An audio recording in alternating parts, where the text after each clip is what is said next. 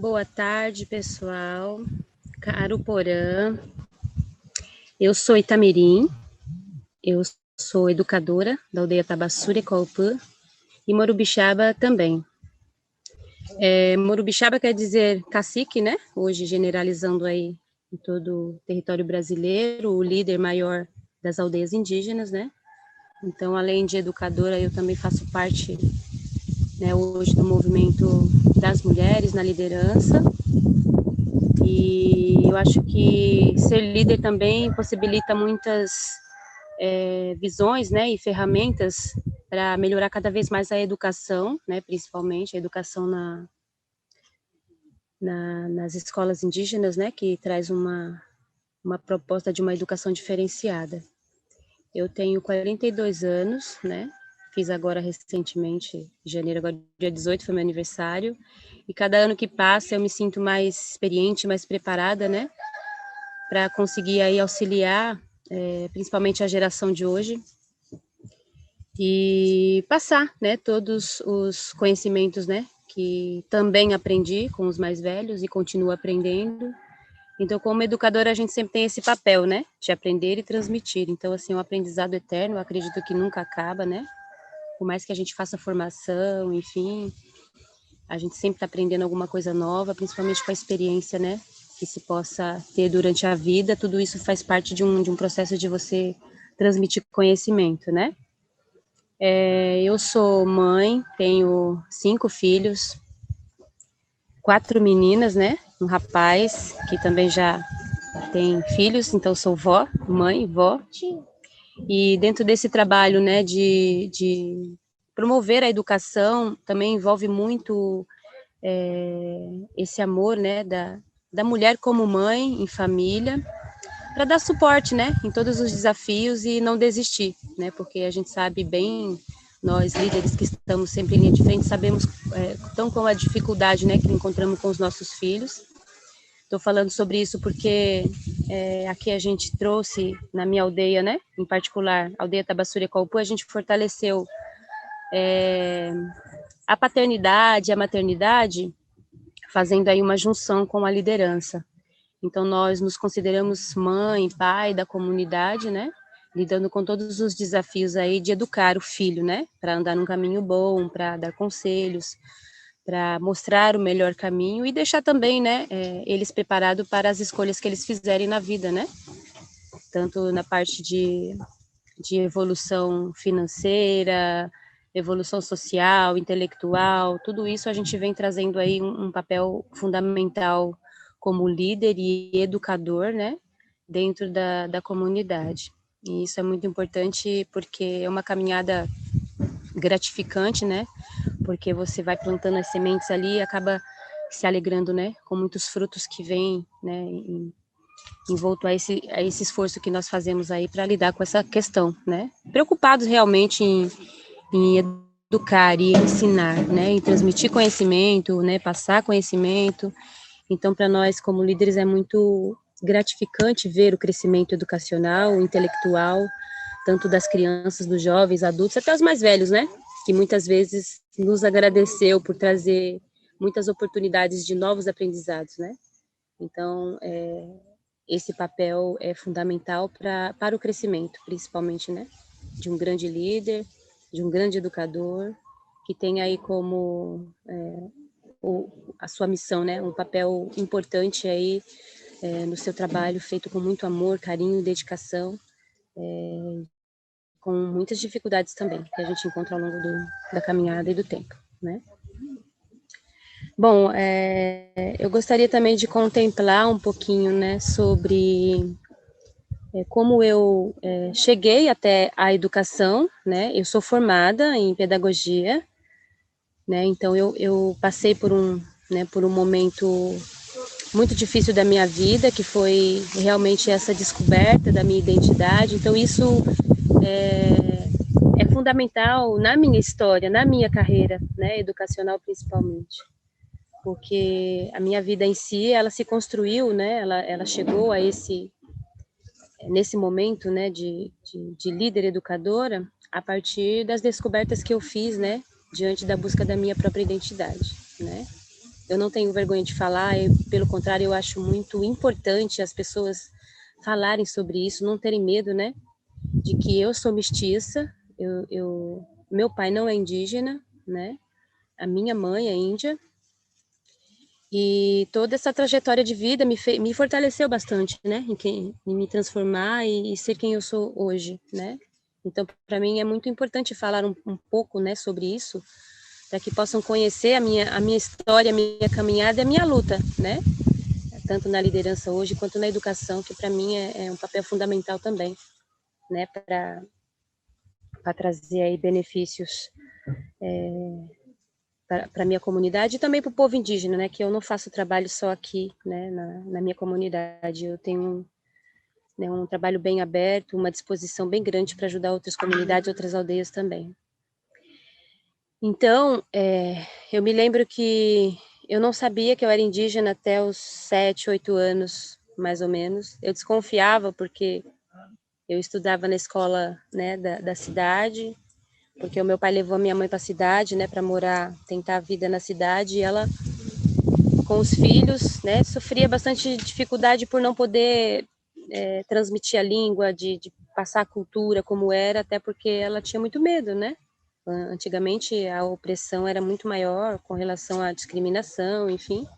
Agora ainda continua, mas hoje a gente tem muito mais ferramentas de defesa. Antigamente não. Então a minha mãe, ela se sentiu muito presa, né? E sem poder passar os conhecimentos e a identidade dos filhos.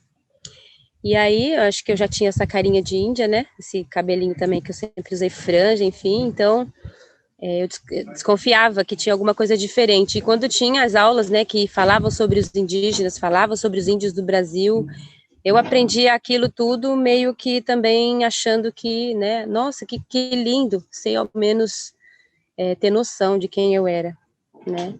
Acabou que o meu pai, né, minha mãe não se acostumou, o meu pai não quis morar na aldeia, né, indígena, acabou se separando da minha mãe.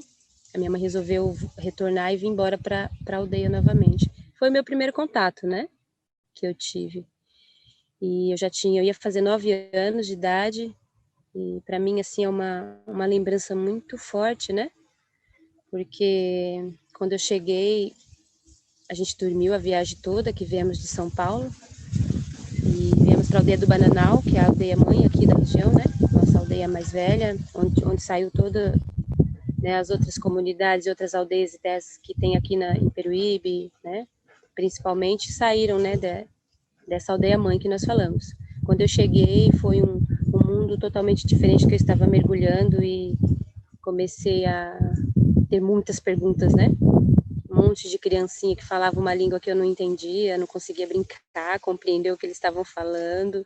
A primeira vez que eu vi um rio na minha vida, né, eu até caí lá e não sabia nadar, me afoguei, o pessoal me tirou, fiquei tão eufórica com tudo aquilo que eu estava vendo, que aí daí despertou aquele desejo dentro de mim de conhecer quem eu era, minha história, enfim. Eu comecei a contemplar tudo, né, ao meu redor. A floresta, a mata, o rio, os peixes, tudo que acontecia para mim foi fazendo essa construção, né, da minha vida, de quem eu sou hoje, né. Então, assim, eu acredito que acho que os meus 15 para 16 anos, né, eu tive que estudar na escola de fora, porque na aldeia não tinha mais, só estudava até acho que a 4ª série na época, e da 5ª série em diante tinha que estudar na cidade, né, nos bairros mais próximos. E eu me lembro que a gente tinha que andar 3 quilômetros para pegar o ônibus, para chegar na escola, né, toda essa dificuldade nós tínhamos antes, né. Para nós até nem era dificuldade, ter acostumado a andar, enfim, mas corria muitos perigos, né, porque nós crianças íamos sozinhos, bem dizer, né, os pais não podiam acompanhar, a gente pegava o ônibus sozinho, descia, enfrentava o perigo de atravessar pistas, né, enfim, rodovia, para chegar até a escola, ficava o dia inteiro na escola, e muitas vezes não sobrava merenda escolar para a gente tinha que ficar o dia inteiro sem alimentação. Então, todo esse processo que eu passei foi uma construção muito importante para mim, né, de hoje compreender todos esses valores de transmitir, né, toda essa experiência, né, para as crianças hoje, os jovens, os alunos, enfim, né, e E aí também sofri muita discriminação na escola de fora. Isso também trouxe uma bagagem bem grande para hoje eu, como educadora, saber como transmitir isso, né? Lidar com essa situação de preconceito, discriminação, que ainda acontece muito, né? E não parou por aí, porque aí depois eu até, por tanta opressão, eu acabei desistindo da escola, né? Eu estava na 8ª série, já tinha concluído a 8ª série, passei para o primeiro ano do ensino médio, e aí aconteceu algumas coisas muito ruins comigo na escola, né? Xingamentos horríveis mesmo a meu respeito como indígena. As meninas, a turma, né, de uma certa série, juntou as meninas que queriam me agredir fisicamente, por eu ser indígena, enfim. Então eu fiquei com medo e não fui mais, parei de estudar, né? Fiquei acho que uns 3 anos, só que aí eu conheci, né, alguém que eu comecei, já estava na idade de namorar, enfim, e acabei ficando com essa pessoa, né? Que não era indígena também, então teve todo esse histórico que construiu tudo que hoje, né, eu trago como experiência para trazer o fortalecimento da importância de tudo, né, que a gente precisa valorizar no nosso dia a dia. E aí, por conta disso, depois eu ainda tentei retornar para estudar o ensino médio, mas aí fui também para uma escola, considerada uma escola, né, de crianças com poder aquisitivo maior que o meu. E aí eu também não consegui resistir, porque eles falavam da minha roupa, falavam do meu calçado, falavam do meu material. As meninas todas, né, falavam assim, falavam mesmo sem medo e agrediam, né, com palavras. E eu acabei desistindo novamente. Então, assim, aí passou o tempo, né? Tive o meu primeiro filho com 18 anos, muito nova. Na cultura indígena já meio velha, né? Porque a gente, dos 14 para lá, já está pronta para ser mãe. Se você tem ali uma construção cultural dentro da aldeia, você já pode se casar. Mas como eu já estava com esse contato fora, estudando, minha mãe tendo sonhos para mim, eu acabei que tendo meu filho com 18 anos, né? Para a cultura um pouco velha, mas para mim ainda nova, que eu não tinha ainda nem terminado meus estudos, né? Enfim. E aí fiquei por todo esse tempo, né, cuidando do meu filho. Não deu certo porque o pai dele também não era indígena, que eu conheci na escola, não acostumou com a cultura, não quis morar na aldeia. E foi todo aquele processo que eu tive que me separar, né, mais ou menos como a história da minha mãe, enfim. E aí eu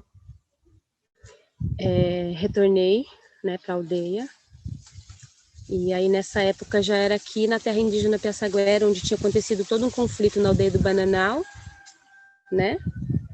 Um conflito que fez a dispersão da população, né, indo para vários locais, e uma das terras que foi retomada para, né, para demarcação e para lutar pela proteção, enfim, foi aqui, né? Minha mãe veio junto com o meu tio na época que estava liderando isso. E aí eu resolvi vir embora com a minha mãe, né, e retomar tudo aquilo que eu tive desejo, me perdi no caminho e retornei. E aí, né, quando eu voltei para cá, já estava esse processo de essa luta que os mais velhos vinham há tanto tempo por uma educação diferenciada nas aldeias, né? Porque até então a gente tinha professores não indígenas que vinham dentro das aldeias dar aulas, né? E não no meu caso, mas os indígenas não entendiam e não compreendiam a língua portuguesa, não conseguiam aprender, então todo esse processo foi trazendo, né, aí para os nossos mais velhos e os nossos guerreiros, né, que lutaram para conquistar o direito, né, a uma educação diferenciada com currículo próprio, que ainda estamos no caminho, estamos caminhando para isso. Mas nessa época, então, eu pude, né, vir para a aldeia, onde já estava sendo implantada uma escola dentro da comunidade, né? Uma escola com essa força, com esse fortalecimento. E aí, eu não, sem pretensão nenhuma, sem ter terminado meus estudos, eu nem sabia muito bem o que estava acontecendo, mas aí eu resolvi me envolver, de alguma forma, na escola com atividades. Com atividades, né, de canto, que eu gostava muito, né, de cantar, enfim, e de encenação teatral, que inclusive eu aprendi na escola de fora, né. Não fiz curso de teatro, não fiz nada disso, eu só fazia trabalhos na escola com incentivo de professores não indígenas, né? Trabalhos que precisavam ser entregues, mas eu me destaquei bastante em montar peças, apresentar peças, né, com temáticas de jovens, enfim. E eu trouxe todo esse conhecimento para dentro da escola indígena, né? Voluntariamente mesmo, né? Com querer também de fortalecer para mim esse compartilhamento, né? Com os jovens. E aí eu comecei a trabalhar, né? Dentro da escola indígena, sem ser professora, né? Com esse propósito de ajudar os professores nessas peças teatrais, né, que eu montava. Na verdade, eu resgatava as histórias, né, eu perguntava para os mais velhos as histórias que tinham acontecido antigamente, principalmente também quando eu aprendi na escola do não indígena, né, sobre descobrimento do Brasil, que eu já até falo invasão do Brasil, né, mas aí eu fazia essas pequenas peças porque eu queria voltar a falar a língua indígena, né, como eu fui criada a maior parte na cidade, perdi bastante, a minha mãe não passou pra gente, e eu passei até os meus 20 e poucos anos sem saber a minha língua, né? Aprendi quando eu retornei o básico, né, que era as criançadas brincando, acabava que aprendendo alguma coisa. A minha avó e a minha mãe começaram a conversar sobre isso, a passar esse conhecimento, mas eu não cheguei a aprender fluentemente a minha língua, né? E foi uma ferramenta que eu encontrei, né, muito importante dentro dessa oportunidade que eu tive de trabalhar voluntariamente na escola, né, com esse assunto que era encenações com a língua indígena. E aí todos os jovens gostaram, né, se envolveram, eu trazia bastante ludicidade na parte dos seres híbridos, né, que temos na floresta, né, e toda essa magia, eles viajavam, gostavam e se envolviam de alguma forma no meu trabalho, né. E aí, isso para mim foi muito importante, porque eu fiz isso, comecei a fazer esse trabalho, assim, para me fortalecer e buscar minhas raízes, né? Minha língua, enfim. Aprendi bastante, principalmente com a música, que também é uma das ferramentas muito importantes de aprendizado, que até hoje eu desenvolvo, que até hoje eu tenho essa ferramenta como algo muito importante para transmitir o conhecimento e passar o ensinamento de alguma coisa, tanto de mensagens quanto de uma língua, né, estrangeira, ou seja, uma língua indígena. A música é uma ferramenta também muito importante. E aí, dentro desse trabalho, né, que eu comecei a fazer as peças teatrais, teve uma apresentação muito importante que eles me convidaram na escola para poder fazer a apresentação nesse dia, né, para essas pessoas que viriam. Até então eu nem sabia quem era, né, mas era a dirigente regional de ensino que viria até a aldeia para ver como é que estava a escola, como é que estava indo, enfim. E aí eu apresentei o meu trabalho e ela viu de alguma forma um potencial em mim, me chamou, né, e perguntou para mim, falou, você é professora daqui? Eu falei, não, eu sou só uma voluntária, né, que eu trabalho na escola, mas não tenho vínculo nenhum, eu só ajudo os professores, faço um trabalho aqui de desenvolver peças teatrais para fortalecimento da língua e da história indígena, né. Ela falou, menina, você precisa ser educadora, você é muito boa no que você faz. Aí eu peguei e falei para ela, até poderia, né, se eu tivesse terminado meus estudos, se eu tivesse tido coragem na época de enfrentar todos os desafios e terminar meu estudo, até poderia pensar em fazer algum curso, alguma coisa para mim poder ser professora, né, mas eu não terminei meus estudos, parei no primeiro ano do ensino médio. E aí eu acredito que ela, né, pode ter sido uma pessoa iluminada, né, que trouxe todo essa ponte, né, para eu chegar até aqui. Ela me ofereceu ajuda, né, e falou, mas você tem vontade de ser, você quer ser uma educadora, uma professora? Eu falei, olha, para ser sincera, não entendo nada sobre isso. Eu falei, é exatamente o que você está fazendo. Né? Descobrindo meios de trazer o fortalecimento da língua, né, na época ela falou, né, da disciplina para os jovens, isso tudo é que um professor faz, né? Ou seja, você já tem isso por natureza, você já é uma professora nata, basta uma formação para você oficializar, né? E aí eu falei, mas eu nem terminei minha escola, como eu faço? E ela deu todo o suporte para mim, na época, me ajudou muito, né? Na época eu fiz uma formação, de eliminação de matérias, né? Em Praia Grande, que eu me lembro. E aí ela disse, se houver uma dedicação sua, eu ainda consigo encaminhar você para ingressar agora nessa oportunidade de formação que vai ter, né, dos professores indígenas numa faculdade. Se você correr, ralar e terminar, você consegue ingressar ainda, né? Para poder fazer uma faculdade especializada melhor. E aí eu topei o desafio e fui, né? Eu lembro que eu chegava, alguns momentos eu chegava em casa mais de 2 horas da manhã, porque eu pegava o último breda que vinha de lá para cá, enfrentava a estrada sozinha, né? Descia ali, muitas vezes a minha mãe não conseguia acordar para me buscar no ponto, ou até mesmo, né, ela ficava cuidando do meu filho para mim poder fazer isso, e eu ia correndo, né, no escuro, na madrugada. Então eu enfrentei muitas coisas para chegar, né, nesse fortalecimento hoje, sabe? Por isso é que tudo que eu faço é com tanto amor e dedicação, e eu tento pôr o melhor, né? Fazer o melhor de mim. E o que mais desejo, né, assim, dentro do meu trabalho é colher os frutos. Então eu faço com a intenção já de ter os resultados, e se não tem, eu vou atrás de como eu posso melhorar ou fazer o possível para ter resultado disso, né? Eu tanto almejei na parte de ensinar e educar.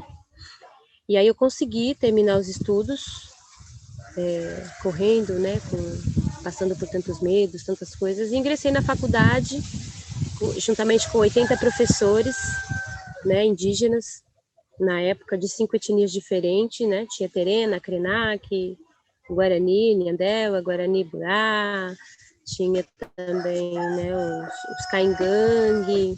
Então foi uma turma boa de professores se formando especificamente para dar aula, né, dentro das aldeias, com essa proposta de uma educação diferenciada indígena, né. E aí eu consegui ingressar, né, essa formação foi na Universidade de São Paulo, na USP. Tivemos ótimos professores, né, professores maravilhosos que passaram muito conhecimento. O meu crescimento também foi muito do exemplo, né, de que eles me passaram, de tudo que eu aprendi com eles, né. E eles também ficavam felizes, falavam, estou aprendendo muito com vocês, porque era uma troca, na verdade era tudo muito novo, né, até para os professores, mas foi uma construção muito bonita. E chegamos até então, né, a formação, que foi em 2008, a formação foi em 2008, e eu ingressei na educação ainda mesmo antes de me formar, né? Porque tinha essa abertura por conta dessa lei que tinha saído, que os professores tinham que ser indígenas, então ele podia estudar e ao mesmo tempo dar aula. Então, assim, eu ingressei em 2004, né? Assim que eu comecei a minha formação do ensino médio, eu já pude também dar aula, por isso que foi bem corrido, bem apertado esse momento, né? De preparação. E entre 2004 e 2008 eu me formei e continuo na caminhada, né? Depois que eu me tornei professora indígena, ganhei algumas, né, mais experiências ainda, né? Depois da minha formação, e pessoas que passaram também pelo meu caminho, artistas, cantores, tudo isso traz uma bagagem para mim de como transmitir, né, o conhecimento e trazer ferramentas que possam facilitar isso, né? Trazer uma eficácia naquilo que você faz e naquilo que você traz. E uma das coisas que eu gosto muito de pautar dentro dessas ferramentas que eu utilizo é o teatro, né? Eu chamo de encenação também, né? Eu disse, já não fiz nenhum curso de teatro, né? Eu não tenho nenhuma formação nessa área, mas acredito que é que me inspira, né? Porque eu penso assim, o teatro, a encenação, ela traz a história, né? Real. Ela da vida, personagens que estão por aqui também, que não existem, né? Porque a gente cria muitas vezes, né? Personagens de acordo com, dependendo do que você quer transmitir, ou passar, ou ensinar, ou fazer a pessoa, né? Se entregar para essa liberdade de se colocar no lugar do outro, né? Ser alguém que não seja você, faz com que a gente aprenda muita coisa, né? Aqui dentro de nós, aqui na mente. Então, para mim, é uma ferramenta muito importante, né? Eu acho que todas as escolas deveriam ter focado essa área, né? Podia fazer parte do currículo oficial de todas as escolas indígenas ou não indígenas, o teatro, né? A encenação. Porque é algo que faz os alunos, principalmente, refletirem sobre a vida, sobre sentimentos, faz refletir sobre as pessoas, né, dificuldades que elas... como se a gente se transformasse, se transmutasse, né, quando você mergulha num personagem. Além de fazer as peças, de criar as peças, né, o roteiro todo, as falas, tudo isso, eu também gosto muito de encenar, né, e isso me dá muita força quando eu trabalho com essa parte de, sabe, de me entregar para a história. É como se a gente voltasse no tempo, né? É como se o tempo tivesse te ensinando coisas, né? Para que você possa transformar e adaptar para os dias de hoje, né? Em toda essa vivência que a gente tem, né? Particularidades culturais, né?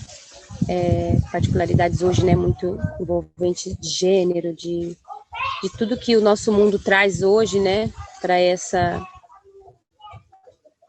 realidade. Eu acredito que o teatro e a encenação é uma das ferramentas que pode ajudar muito, né, as pessoas a não terem preconceito, a entender melhor o outro, a amar, né, o outro,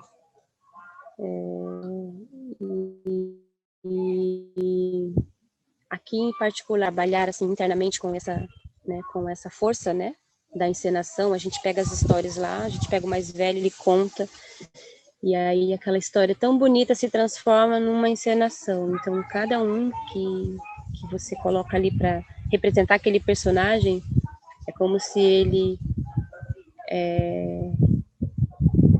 como eu posso dizer, passasse no portal do tempo, né? E a gente vê a dedicação e a entrega para isso. Então é muito legal, né? E o teatro, as encenações em si, de histórias, de personagens, nos possibilita chorar, sorrir, gritar, correr, pular, morrer, né? É uma explosão de tanta coisa que não pode ficar fora, né, de um ambiente educacional. A gente vê muitos professores, né, principalmente de crianças, né, educação infantil, principalmente, né, os mais pequenininhos, né, trabalhando com imitações, com musiquinhas que imitam. Isso já é para mim já é um trabalho de artes, né, de artes cênicas, de encenar, de você de alguma forma ali tá copiando, né, o bicho, o animal, a árvore, enfim. E essa expressão já faz parte, né? Só que ela não está oficialmente inserida na educação como, né, uma disciplina, seria isso, né? Seria importante, seria muito importante conseguir fazer com que isso fizesse parte, né, de todo o contexto de educação de um educador hoje, né? Que ele tivesse isso na bagagem dele, né? Eu acredito até que ajuda muito, às vezes, os professores, né? Ficam, ai, não aguento mais, estou estressado, os alunos brigam e bagunçam e pulam. Se ele tivesse essa oportunidade, ou tivesse isso dentro do seu plano de aulas, tivesse isso dentro do seu currículo, né, como obrigatoriedade, eu acredito que ele teria menos estresse, ele poderia até mesmo, né, se libertar de todo daquele nervosismo que muitas vezes toma conta, simplesmente encenando, né? Se colocando no lugar do outro, chorando, sorrindo, deixando-se levar por essas expressões que o teatro nos possibilita, né? Que é um mergulho, quem faz, quem encena, quem gosta, sabe o quanto é libertador isso, né? Então, a experiência que eu tenho é de muita evolução, porque os Tupi-Guarani, né, que é o meu grupo, em particular, é uma realidade, né, e que de perda da língua, sabe? Embora muitos não saibam disso, isso fica um pouco mais oculto, né? Mas é a realidade, né? A perda da língua para os Tupi-Guarani é muito visível nas regiões em que tem os Tupi-Guarani, principalmente para cá na região em que eu vivo, né? Baixada Santista, Estado de São Paulo. É um resgate muito intenso dos professores indígenas para retornar à língua mãe, que a língua mãe seja novamente o Tupi-Guarani, né? Assim como a minha história, o Tupi-Guarani não fez parte, né? Não foi minha língua mãe, porque a minha mãe não pôde transmitir para mim ainda de berço, crescendo, falando comigo, né? Hoje eu tenho essa liberdade porque eu busquei isso e tento fazer isso com os meus filhos, mas com toda a tecnologia, com toda a influência de outras culturas, isso tudo é muito difícil. Até porque a nossa realidade também dos Tupi-Guarani é de muita mistura, né? Nós somos uma remanescência dos Tupinambá e o Guarani-Nhandelba, né, como os antropólogos falam. Hoje nós nos autodenominamos Tupi-Guarani por conta dessa diferença que tem dos outros grupos Guarani, né? Mas a gente se compreende, a linguagem é bem parecida, né? Tem algumas diferençazinhas, mas a gente realmente tem uma bagagem cultural um pouco diferenciada do Guarani que predomina, né? Hoje. Por isso nos autodenominamos Tupi-Guarani e trazemos essa carga, infelizmente, de muita perda, né? Então, é assim, o fortalecimento né, eu acho que desse trabalho educacional, principalmente para o meu grupo Tupi-Guarani, né, hoje é muito importante, porque a realidade do nosso grupo, principalmente aqui na nossa região, né, estado de São Paulo, é de perda da língua, né, e assim, quase todas as aldeias, a língua mãe não é mais o Tupi-Guarani, né, a gente fala Tupi-Guarani, hoje nos autodenominamos Tupi-Guarani, porque realmente tem uma diferença dos grupos guaranis que hoje predominam, né, e nós somos uma remanescência dos Tupinambá com o Guarani Nhandelba, né, que se chama, e realmente tem uma diferença na linguagem também, até nos costumes, né, em algumas coisas assim que diferencia, mas não é uma diferença tão grande. Mas eu acho que essa perda, né, significativa trouxe enfraquecimento, né, principalmente porque o nosso grupo também é uma realidade, uma das grandes realidades é que tem bastante mistura, né, tem bastante mestiços, que de alguma forma, né, tem assim, não tem mais o Tupi-Guarani como a língua mãe, né, os seus pais não conseguem mais, de alguma forma, falar, né, com eles só na língua, né, por muitos motivos, né, a gente tem motivos em que o pai não é indígena e a mãe tem medo de falar só na língua e a criança não conseguir se comunicar com o pai, no caso, às vezes é a mãe que não é indígena, e aí o pai tem dificuldade, né, de ensinar o filho na língua e achar que a mãe não vai conseguir se comunicar, então tem tantas coisas que faz esse enfraquecimento acontecer. Hoje, né, assim, nos dias de hoje, o que eu posso, né, com toda propriedade dizer, é que só os mais velhos são fluentes na língua, né? Os jovens, né, as crianças, eles perderam e não conseguem mais se comunicar na língua tupi-guarani. Infelizmente é uma realidade. E a escola indígena, de alguma forma, vem lutando para reverter essa situação, né? Essa história. Eu, principalmente, como eu já contei um pouquinho da minha história, do meu histórico, né, não falava a minha língua, né? Mas um dos critérios para você ser professor, né, para você ser um professor indígena, é você dominar a sua língua. Então foi me dada uma oportunidade que eu tinha que correr atrás disso, né, para trazer esse critério tão importante que era ser um professor bilíngue, né? Então isso foi também dos motivos de ter me incentivado bastante a buscar ferramentas e meios para que eu conseguisse falar, né, ser dominante e conseguir ensinar a língua, né? Assim como muitos outros professores eu vejo hoje, né, infelizmente, o sofrimento, porque ele está em sala de aula e ele não domina a língua tupi-guarani. né? E ele tem uma dificuldade muito grande de ensinar. Se ele não sabe, como ele vai ensinar, né? E triste saber que muitos desses professores não têm mais um suporte para aprendizado. Por exemplo, a mãe já se foi, o pai já se foi, né? As pessoas mais velhas que têm, às vezes, não têm uma relação tão, né, tipo, que possa dar esse suporte para ele, né, de aprendizado. Então, é uma realidade bem difícil da gente hoje, principalmente em reuniões, né, discutir e trazer uma evolução tão rápida, né, para o retorno da língua materna. E aí eu, como educadora,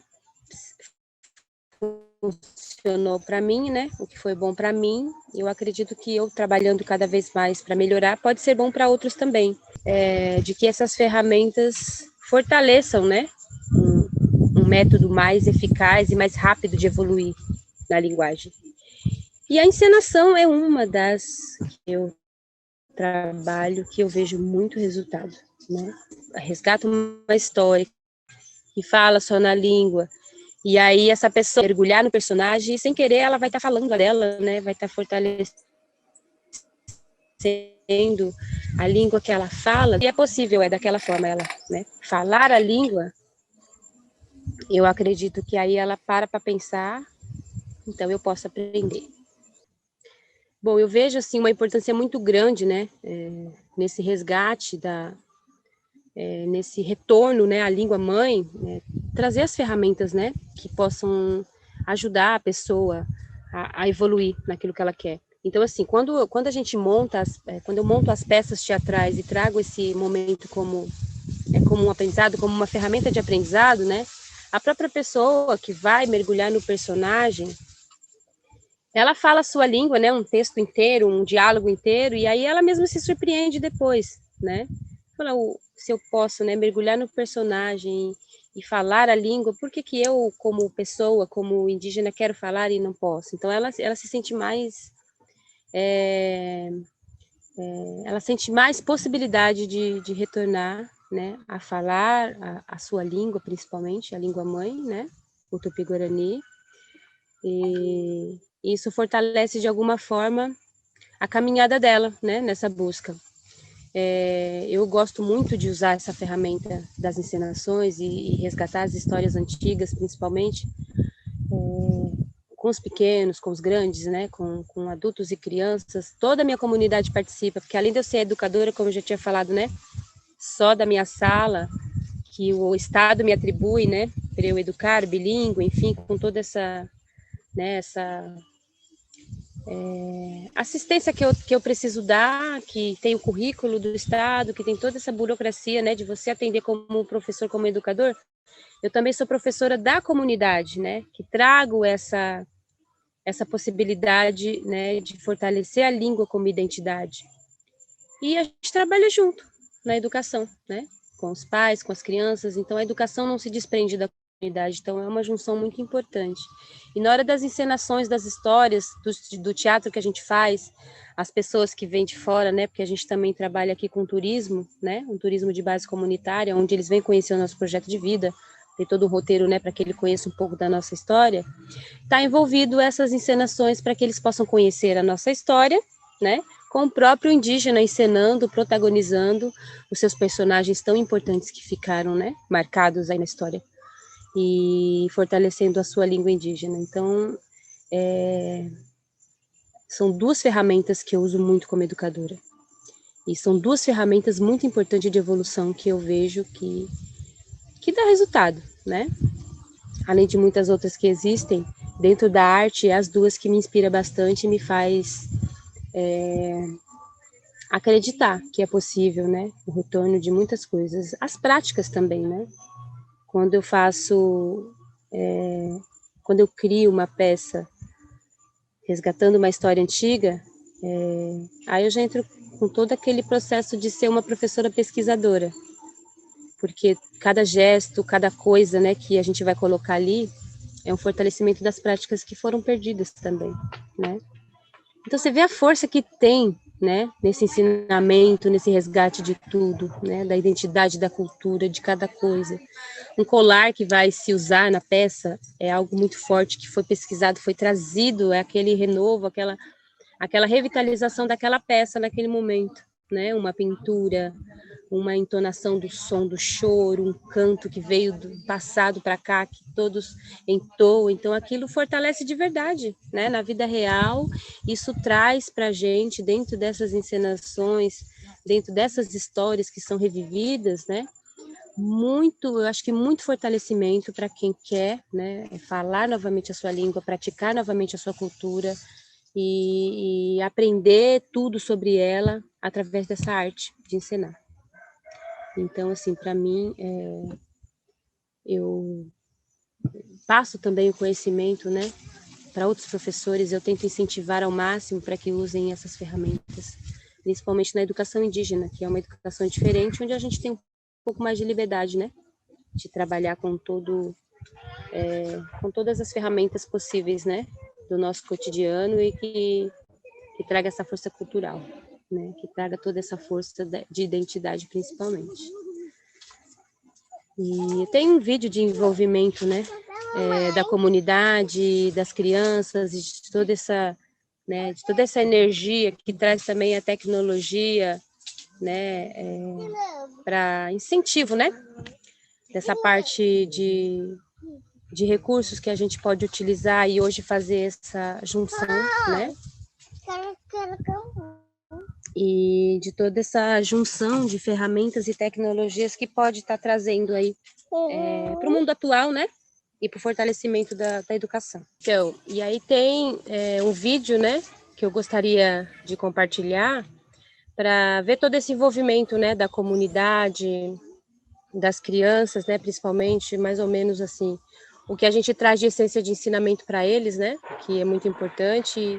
E a tecnologia hoje que veio só complementar, eu acho que se você tiver equilíbrio, né, com relação ao uso da tecnologia, ela traz também muitas possibilidades, né, de visibilizar a cultura, a identidade, o seu trabalho, de inovação também, principalmente para os jovens, né. Então eu gostaria de compartilhar esse vídeo com vocês, né.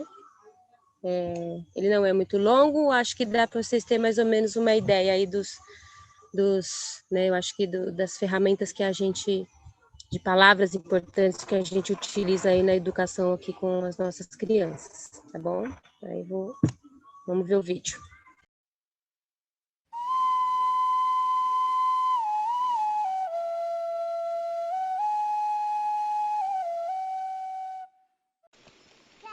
Mitangué, Amombe Upendeu, Curupira, Oin, Nhandeca Agu.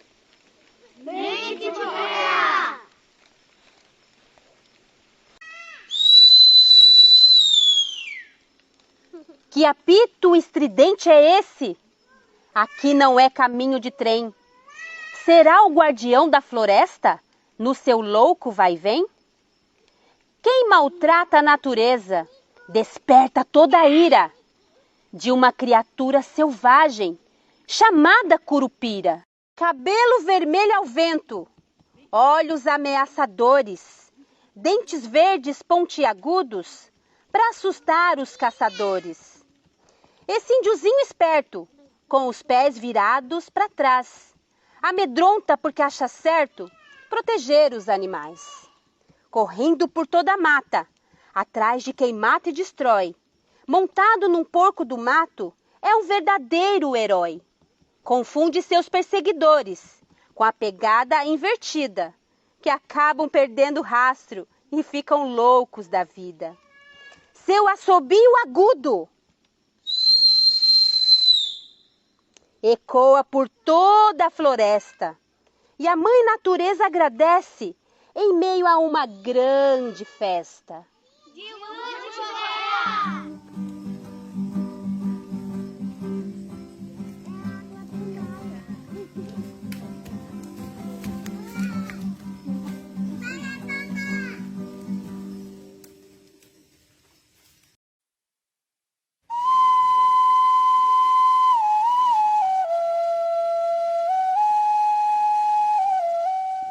Amombe Upendeu Iara. mergulho no rio à noite. Se não é boto, é sereia. Levando pro fundo das águas algum pescador da aldeia. Uma tardezinha, levando peixes pra aldeia, ouviu cantar lá no rio e se jogou da ribanceira. Sem saber por que razão, foi nadando até o fundo. Lá encontrou uma princesa que não era deste mundo. Cabelos negros e flores, tampando as partes íntimas. Uma estrela brilha na testa, atraindo as suas vítimas. Essa mulher meio peixe fascinou profundamente. Os olhos cor de esmeralda enfeitiçaram a sua mente. Depois reapareceu louco.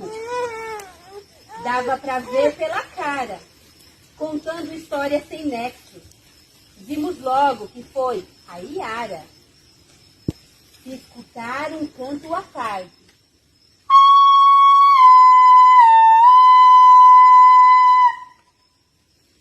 e ficar hipnotizado, não pense duas vezes. Fuja ou vai morrer afogado.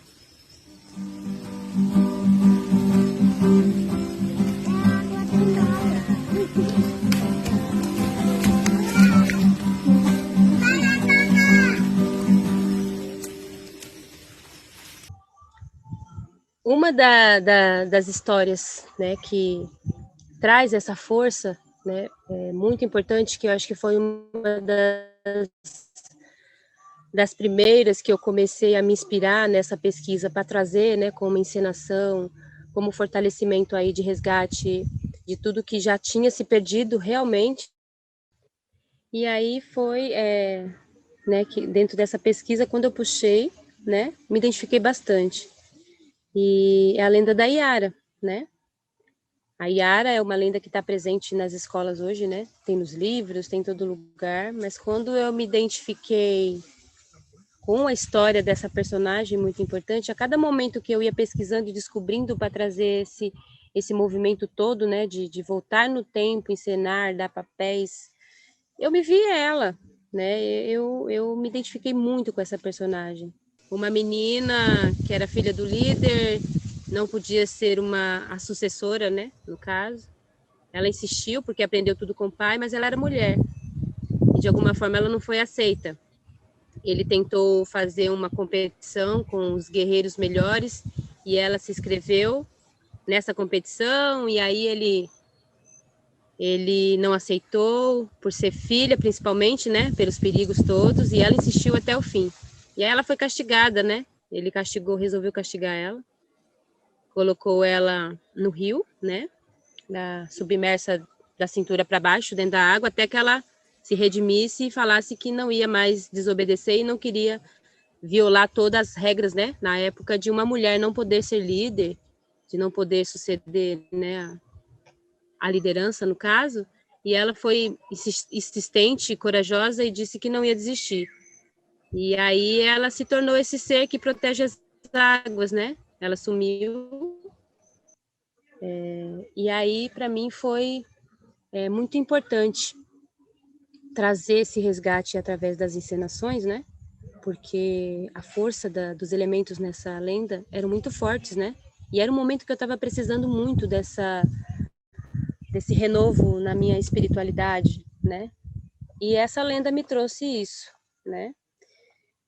Quando a gente encenou, quando a gente fez todo o processo, né, de treinamento das falas, né, das cenas, né, eu fui meio que a diretora, né, de todo o processo teatral, indicando, né, quem fala, quem faz, como faz, e assim, no meu interior eu viajava naquilo, né, eu conseguia me ver na história, né, eu conseguia me ver como Iara. E me fortaleceu bastante como líder, né?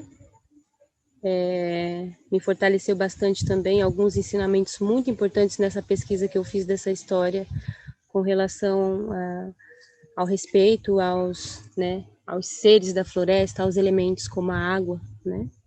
Como os mais velhos contavam tantas histórias de transmutação, sabe, de que a gente chama, né, momentos que as pessoas muitas vezes não acreditam, mas hoje ainda tem muito isso, que é essa parte de que nós temos muitas cerimônias, né, que traz essa transmutação de até mesmo na parte física, né?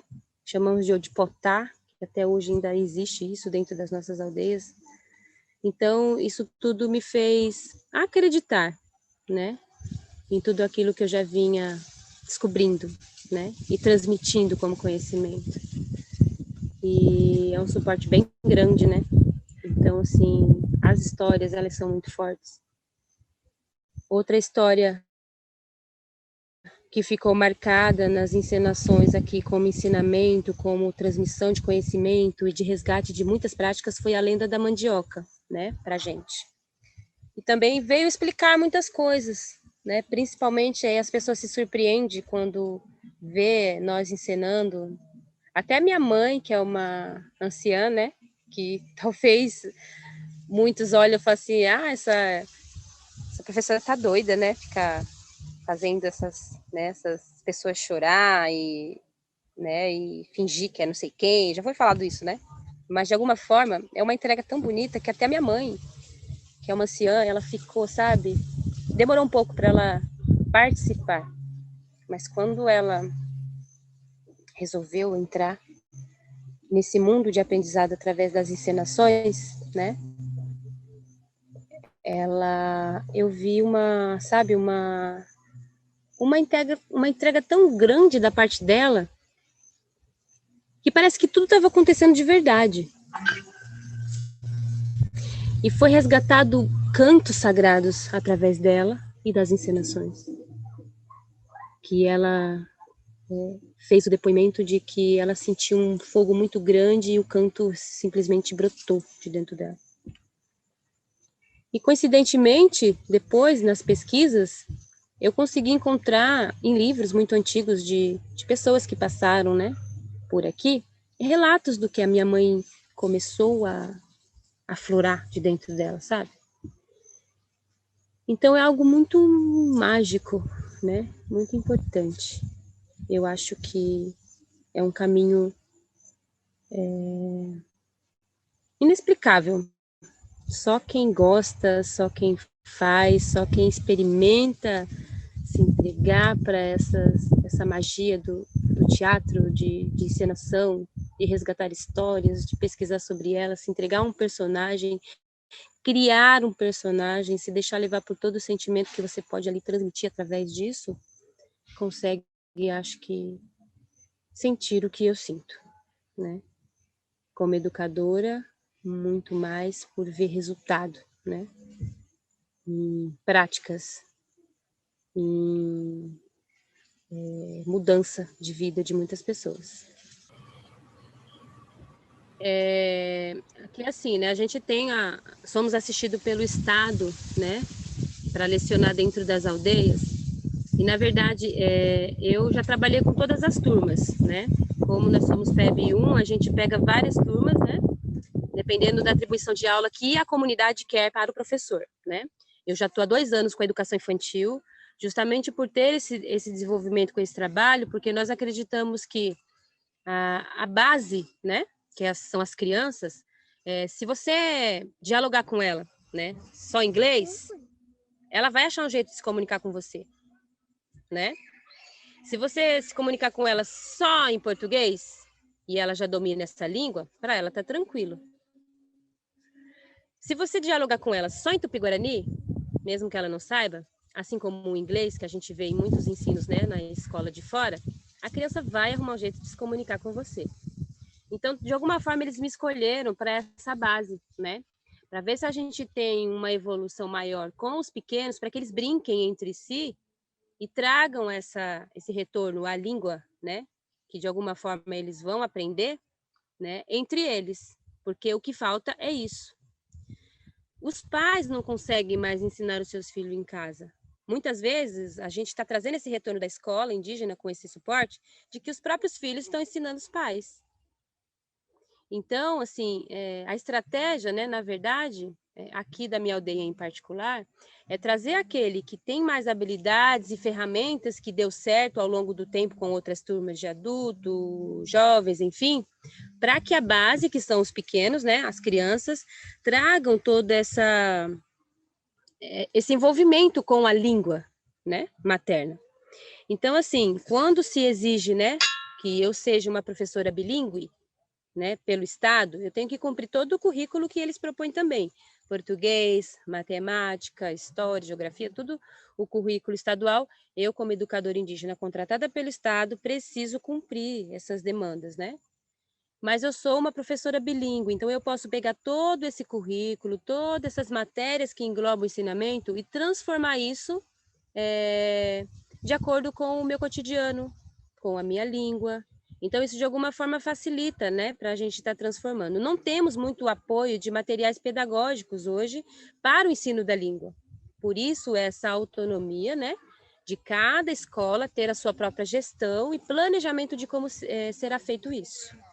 Né? Então, tem os professores e a comunidade destina. Não, professores tal, a gente esse ano quer que eles deem aula para os anos finais, né, que é de 5º ao 9º ano, professor tal, então, assim, eu já passei por várias turmas e já estou há 2 anos com a educação infantil, justamente nesse trabalho de que a base venha dar suporte para os grandes, que muitas vezes, como jovens, não quer saber, né, de muitas coisas.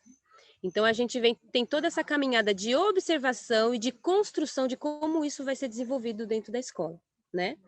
Então, eu sou só mais uma peça, né, de ferramenta que os pais, né, que os próprios líderes, né, que temos outros líderes, vê um potencial de crescimento e evolução, né? Então, nós temos sim a demanda, mas nós temos também a autonomia de transformar isso de acordo com que a gente, de acordo com o contexto da comunidade, sinta-se seguro de que vai ter, de fato, uma evolução naquilo que se planejou, né? Como educação indígena e diferenciada. Porque temos a educação escolar indígena, educação indígena, que também traz mais ou menos essa diferença de ensinar para indígena, ensinar, né, o indígena. Então, assim, quando também vem escolas de fora, que a gente desenvolve o turismo, nesse compartilhamento dentro do contexto educacional, né, de alguma forma, as nossas crianças, os nossos jovens, toda a bagagem que eles adquirem ao longo do tempo de ensinamento, eles têm sede de transmitir para o outro. Então, é também uma das ferramentas que a gente vem tentando desenvolver de troca, né, de aprendizado, né. A criança, por exemplo, ela aprende a manusear o genipapo com a pintura tradicional, enfim, né. As nossas crianças aprendem isso desde cedo. E quando vem uma outra criança que está curioso para saber, ela se torna um educador automático como uma criança, porque ela quer mostrar aquilo que ela aprendeu. Então, todo esse contexto traz, né, o nosso planejamento de pontos muito importantes de construção desses planos de aula, principalmente, né? Não nos prendemos a uma sala de aula com caderno e lousa, né? A gente tem toda essa autonomia de ambientes, né, de tudo que envolve, principalmente a abertura para esse trabalho mais aberto, que aí não tem turma, para mim, né? Quando a gente faz uma encenação e traz todo esse contexto de aprendizado para a evolução da língua, a escola está participando, meus alunos que são pequenos, está participando junto com as outras turmas, junto com os adultos, junto com os mais velhos, num contexto de aprendizado só. Né? Então, é mais ou menos assim que funciona aqui, né, principalmente na minha aldeia. E a proposta que eu carrego por aí, né, quando me convidam para fazer palestras, enfim. Muito bom, acho que isso daí é realmente o que eu estava querendo visualizar. Se existe esse material didático, que tipo de recursos você utiliza, né, nas aulas, vocês costumam anotar em cadernos, ou se é mais com base na oralidade, são alguns pontos realmente que a gente fica pensando, né, em como acontece, você usa os espaços naturais também, além do espaço da escola, e a questão também dos alunos.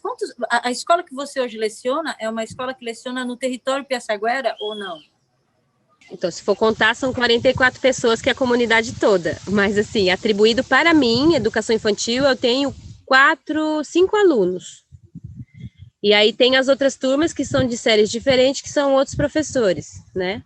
Mas a gente trabalha em conjunto com toda a proposta pedagógica para séries diferenciadas, mas com o mesmo segmento aí dentro do plano de um... A gente sempre coloca um tema gerador, né?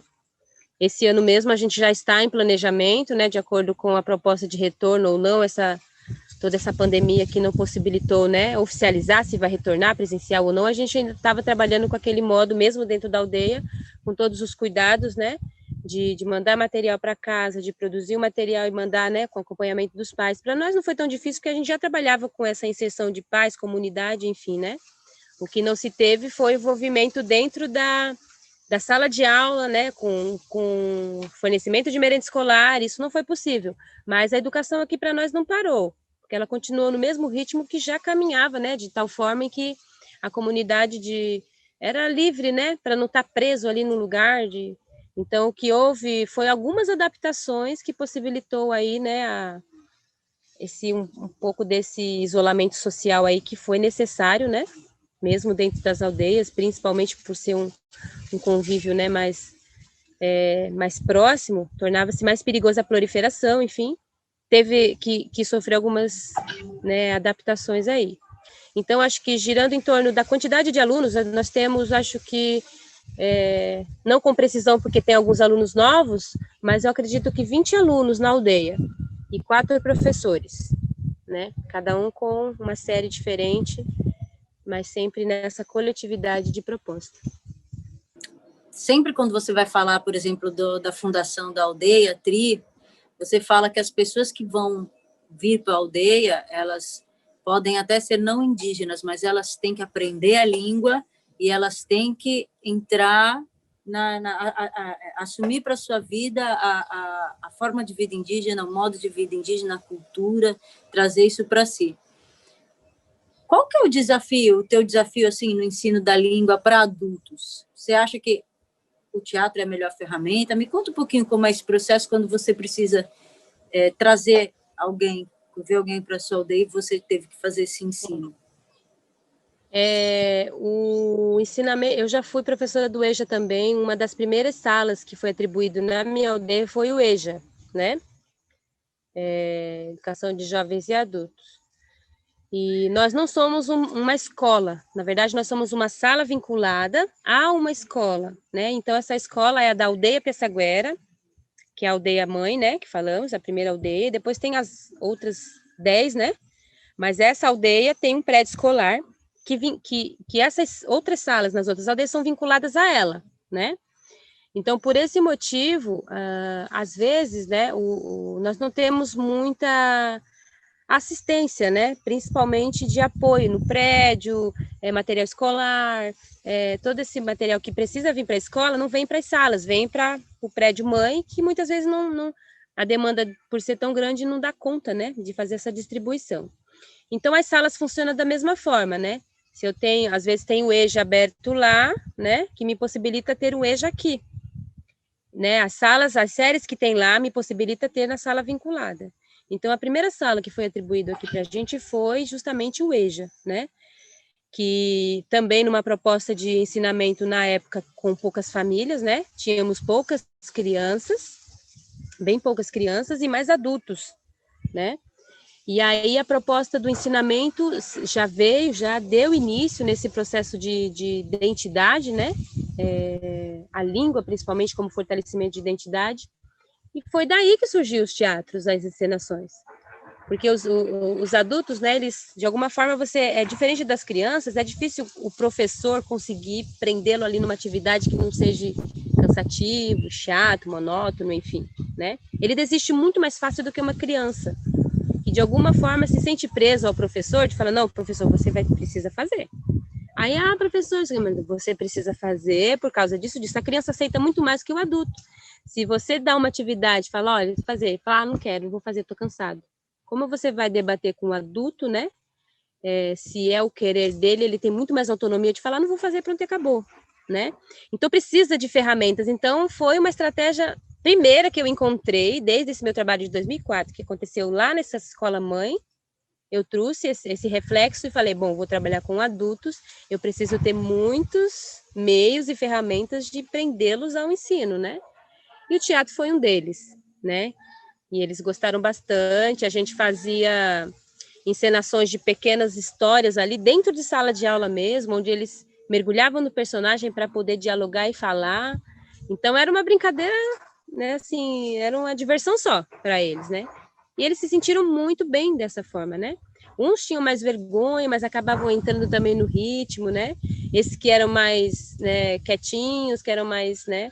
Eu dava papéis, assim, que eu tinha todo esse pensamento como professora. Aquele mais extrovertido vai ficar com esse papel, aquele mais quietinho vai ficar com esse papel aqui. Então, assim, eu, de alguma forma, distribuía habilidades de acordo com, né, com também o desenvolver do adulto que estava ali na minha responsabilidade de poder fazer com que ele interagisse, né, que aprendesse e que se sentisse bem, né? Então, a encenação foi a primeira ferramenta que eu encontrei e iniciou com os adultos, para depois a gente ter as outras salas das crianças hoje, né?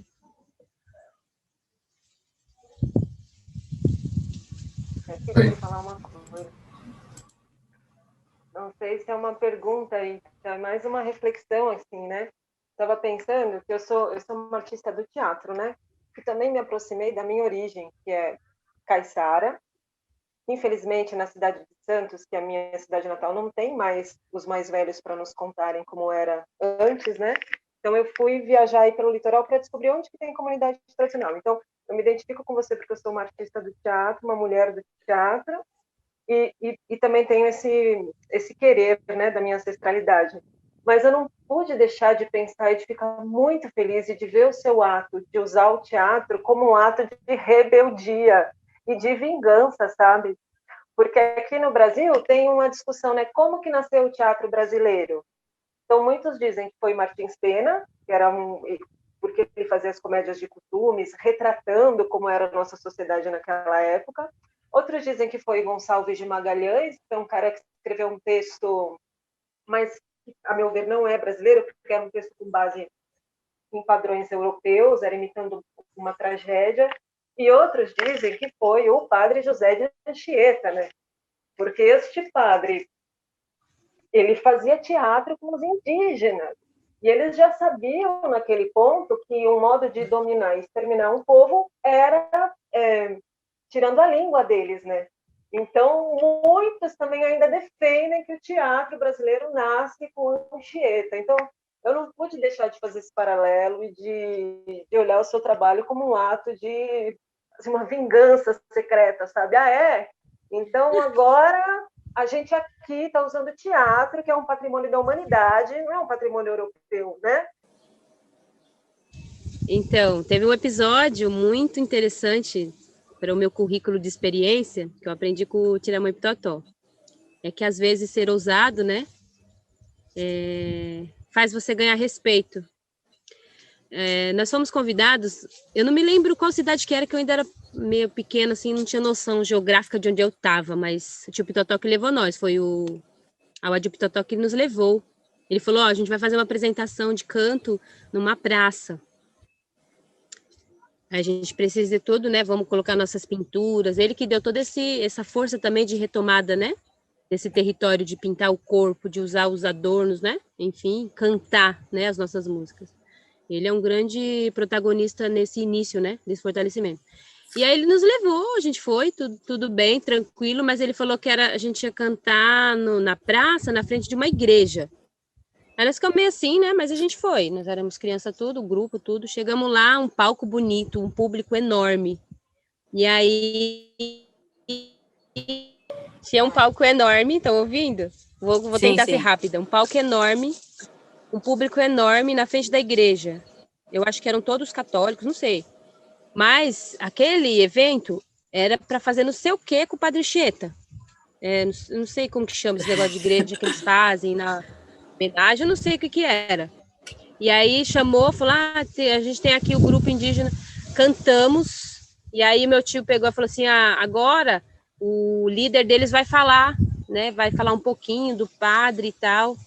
Pois esse tio Pitotó não pegou esse microfone e não falou assim, nós estamos aqui porque a gente quer de volta tudo que esse padre nos roubou. Ele roubou a nossa essência, ele roubou a nossa língua, Ele ensinou coisas, ele estrupou as nossas mulheres, ele fez, nossa, ele falou tanta coisa que eu fiquei assim de queixo caído, todo mundo ficou de queixo caído. E ele falou, vocês precisam saber quem é esse padre verdadeiro.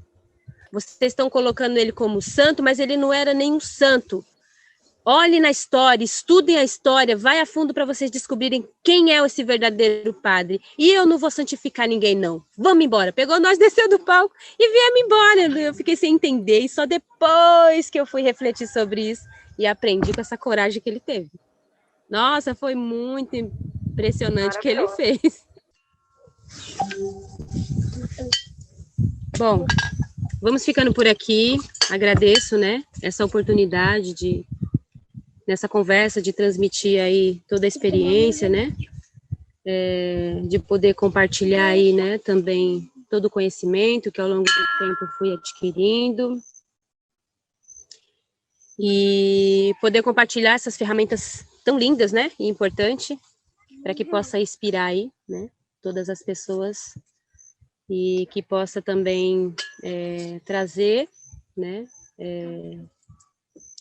pessoas multiplicadoras, né, que possam ouvir, se inspirar e transmitir, assim como eu gosto de fazer, né, de todo o meu coração, nessa conversa, e muito feliz mesmo e gratidão. Eu quero deixar o meu abraço a todos e o meu AVT.